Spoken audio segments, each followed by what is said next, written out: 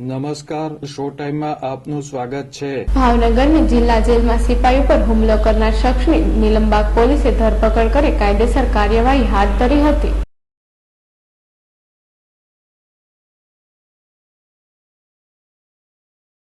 ભાવનગર જિલ્લા જેલમાં સિપાઈ તરીકે ફરજ બજાવતા દિગ્વિજયસિંહ ગોહિલે બેરેકની અંદર જતા રહેવાનું કહ્યાની દાજ રાખી છેતરપિંડીના ગુનાના કાચા કામના કેદી ચિરાગ મકવાણાએ હુમલો કરી ઈજા પહોંચાડી હતી।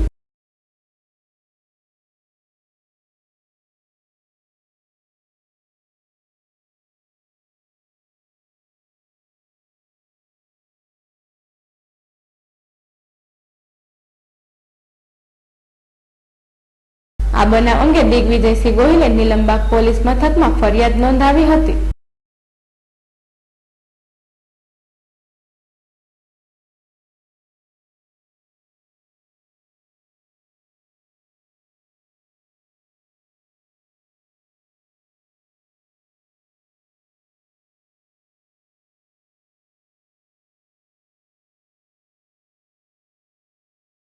નીલમબાગ પોલીસે આરોપી ચિરાગ બિપિનભાઈ મકવાણાની ધરપકડ કરી કાયદેસર કાર્યવાહી હાથ ધરી હતી।